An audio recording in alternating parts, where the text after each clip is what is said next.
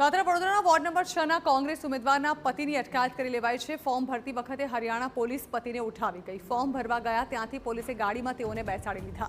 ગુડગાંવ પોલીસે નકલી gold smuggling કેસમાં તેઓની અટકાયત કરી છે। ઉમેદવાર પાર્વતી સોલંકીએ ક્રાઇમ બ્રાન્ચ આગળ હોબાળો મચાવ્યો હતો।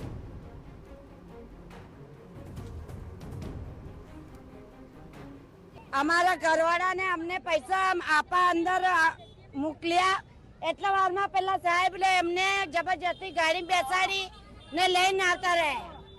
અમારા ઘરવાળાના આટલો બી ગુનો નથી, જબરજસ્તી લઈને આવ્યા છે। કેમ લઈને આવ્યા પણ એ કહેતા નથી, બતાવતા નથી, અંદર બેહાડી દીધા છે। કઈ બેસાડીએ એ નથી ખબર, બતાવતા નથી એ સાહેબ અમને। તો ઉમેદવાર પોતાનું ફોર્મ ભરવા માટે ગયા અને તે સમયે પતિ સાથે ગયા હતા। ઉમેદવારનું કહેવું છે કે જ્યારે તેઓ ફોર્મ ભરીને પરત ફર્યા ત્યારે તેમના પતિને પોલીસ ઉઠાવી ગઈ હતી। આ અંગે વધુ વાત કરવા સંવાદદાતા અંજલિ ઓઝા જોડાઈ રહ્યા છે। અંજલિ, જાણવા માંગીશું આ મામલો શું હતો જેમાં ઉમેદવારના પતિને પોલીસ ઉઠાવી ગઈ છે?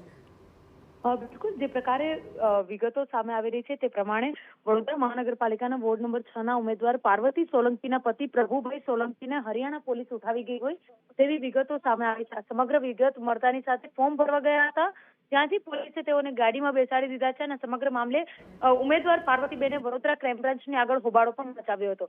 તેમણે કહ્યું હતું કે મારા પતિને જબરજસ્તીથી ઉઠાવીને લઈ આવ્યા છે, પતિનો કોઈ ગુનો નથી અને કંઈ બતાવવા તૈયાર નથી, અહીંયા જ આત્મહત્યા કરશે તેવી પણ તેઓએ ચીમકી ઉચ્ચારી હતી। જોકે જે પ્રકારે પ્રાથમિક માહિતી મળી રહી છે તે પ્રમાણે ગુડગાંવ પોલીસે નકલી ગોલ્ડ સ્મગલિંગના કેસમાં અટકાયત કરી હોવાની પ્રાથમિક વિગતો સામે આવી છે। જોકે વડોદરા ક્રાઇમ બ્રાન્ચને આ વિષયને લઈને કોઈ પણ પ્રકારની ચોક્કસ માહિતી નહીં હોવાનું પણ તેઓ દ્વારા એક નિવેદન છે તે આપવામાં આવ્યું છે, પરંતુ કોંગ્રેસના જે ઉમેદવાર છે વોર્ડ નંબર 6 ના પાર્વતી સોલંકી, તેના પતિને જે પોલીસે અટકાયત કરી, જેને લઈને ક્રાઇમ બ્રાન્ચની બહાર હોબાળો પણ મચાવ્યો હતો।